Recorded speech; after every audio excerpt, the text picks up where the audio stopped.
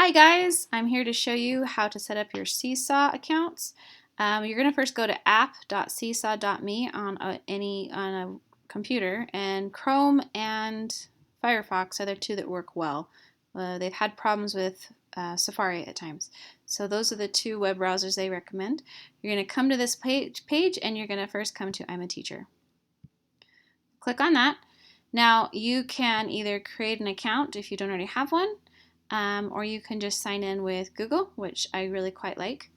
So I'm just going to click that. If you don't already have a login, you can just quickly put in whatever email you want and run it that way. So it's going to pull me in. And where it brings me first is I currently have two classes that I have in Seesaw. This one is my homeschool family account, or family class. So this is how I keep track of all of the stuff my kids do for homeschool, and I report on it this way. I really like it. And then here's last year's class. Okay, so you're just going to come right here. So come back out. This is where it lands you, is straight on the journal if you already have an account. Otherwise, you just come over here to your name. And I already have a cute little picture set, and I'm just going to hit create new class. So I'm going to create my gamma. Well, I'll create the alpha class first. So here's an alpha, beta, test. We'll just put alpha test. That was too funny. Alpha test. I'm going to call it a pre-K class. Now, I think that if you have a younger class, that it's probably best to add students in the following way. So it creates the class. Here's the name of the class. Here's the functions that you can do. Up here is all of your class settings. You can change the name, you can change the grade level, you can give it a class theme. You can add a teacher. You can have 2 teachers per class unless they've changed that recently. That was the old rule. Manage your students. You can set up how, if students can see each other's work or not. If you need to approve items when students post. Again, this one doesn't matter as much, the youngest class. Enable family access if you want to have a class block. So there's lots of stuff in here. Setting up folders. So how good is the video quality, etc. Okay, etc. So that's kind of just a really quick rundown of what is in that. The journal is where all of the things that you will post will land. And right now there's nothing there. There's just the one. If you want to look at my classes journal, you can see really quick from last year.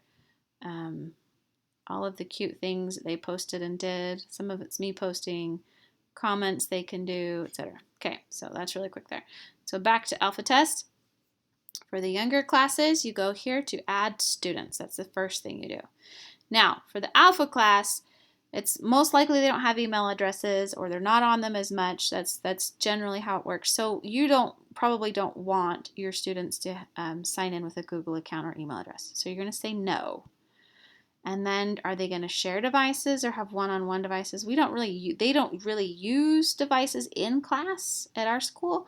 So I would just click shared devices, and then from here you put in their names. So I'm going to put Mary Lena, and I'm going to put Isaac, and I'm going to put Lily, and I'm going to put Lainey. Sorry if I spell names wrong. So you're just going to add in your kids' names. And if you need to put like their last initial, you can do that too, right? Isaac M. Lily. I forgot for just a second. All right. So we're going to click that. And now you have your students added.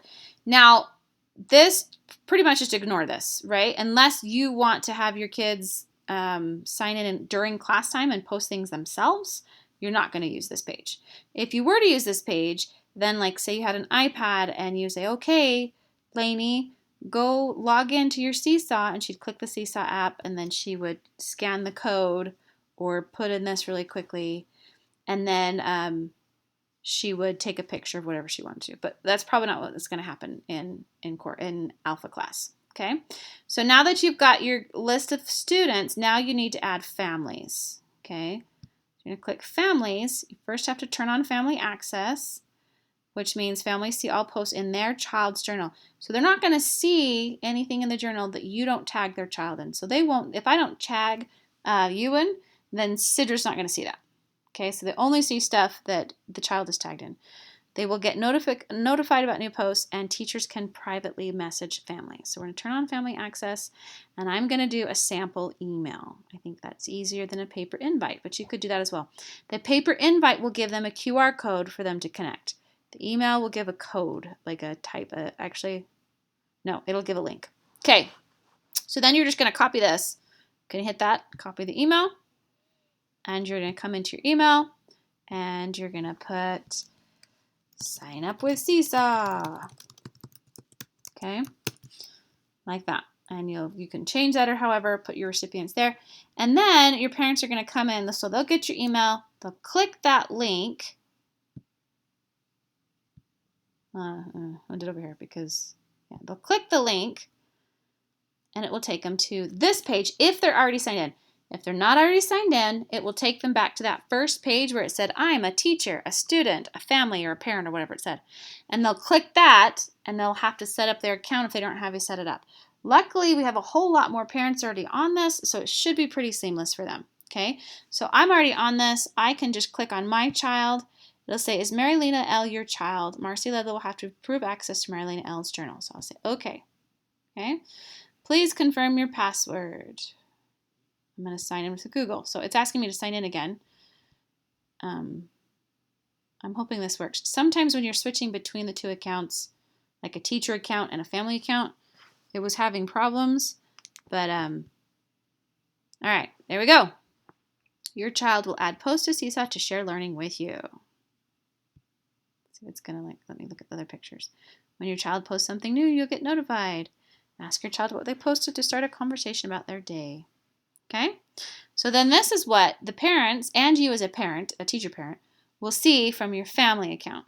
Okay, and I actually have a lot of kids' journals over here. See that? So I can click on them and look whatever class they're in, see just what Jane has done, right? What she's tagged in, etc. Okay, so that's what it looks like for the families, and so now they're all of a sudden connected. Now, why didn't it show Marilena up here even though I just connected myself to her? Well, because the teacher has to come approve it. So this is a new thing they've added. This would be nice for us as teachers. Instead of like logging out and then logging back in as a family member, you can just click here and hit switch to teacher account. Isn't that nice? So when your parents start clicking on their students, you'll get notifications say one unapproved family member. So I'm going to review that. Marcy Ludlow wants to access Marilena's journal. Approve. So making sure the parent clicked the right name, because sometimes they click the wrong names. They're like, shoot, I clicked the wrong name. Then you just deny it and then they just try again. Okay. So now let me switch back to that family account and you'll see now Marilena has her own class, and there's nothing there, right? Isn't that fun? Okay, so we'll switch back to teacher. Okay, so that's how you set up an account if you're not using if your students are not using emails and you don't want them to have access, or it doesn't matter if they have access at home. Okay, now that we've turned on that family access, there's a few more things that you can get to from that tool icon here. Okay, manage the families, pending families, approvals, family likes, comments, and sharing. Okay, so if you want to change some of the settings here, you can do that. Let's see. Yeah, so there's just a few more things that got added when you click that button.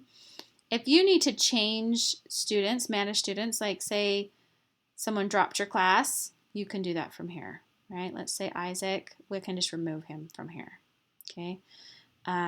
Or you need to add a parent email or an extra parent or whatever. You can do that from here. Does that make sense? So there you go. And you can manage families the similar way. So play with that a little bit so you're familiar with what's possible. Okay, now here's how to set it up the other way. So we're going to come over here. We're going to create a new class. This time I'm going to create my Gamma Monday, Wednesday. Maybe I'll even put a year on it because that makes sense. I'm going to click other because we do multi-ages. It only lets you select one grade, so I just do other. Click that, and there we are. So add students. This time we're going to say yes, we want them to have emails.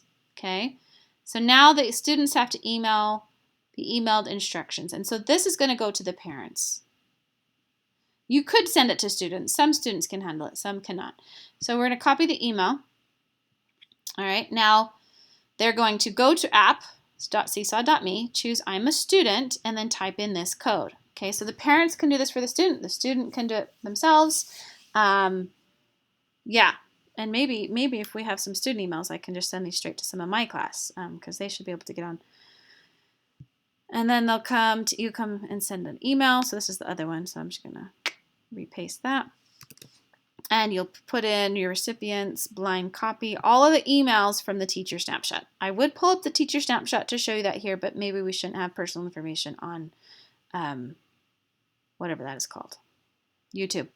My personal information, anyone can hack me, go for it. So put those in there, blind cover and copy, and then they'll just send those. Now, these codes do expire in about a week. So if your parents don't get on it, and then a week goes by, and then they try to do it and they don't have a code, it's kind of annoying. But hopefully that you won't have to send out too many codes. And it's not a big deal. You just go back to here if they miss the code. You just hit add students again, right? And it'll just tell you, it'll just give you a code. It'll just generate a new email every time. So it's not a big deal. You have to just go get it and send it to them. So you send that to them. They go back to that first landing page and click on I'm a student, not teacher, not family. The student accounts have to be set up first, okay? And I wish one of my kids was in my class so I could show you, but, well, I probably could do that and just delete them. Okay, we'll do that. So we're going to send this. Okay. I'm going to take the code. We're going to add Jane to my class.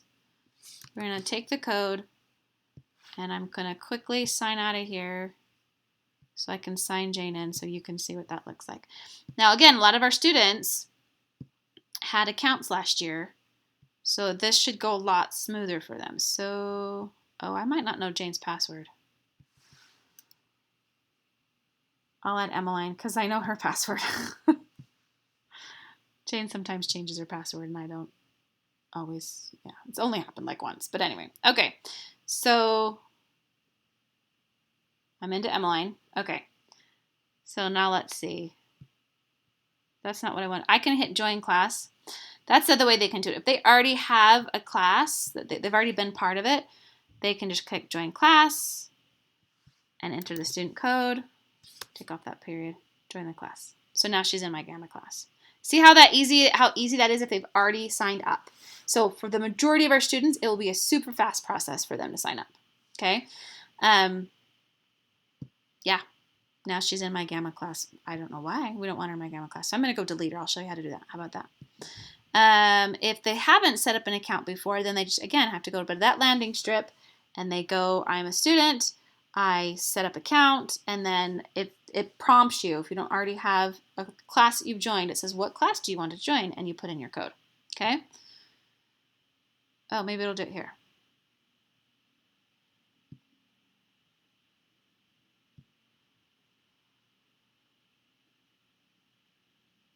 All right, we'll see if we can add Marilena to my class too. Isn't this fun?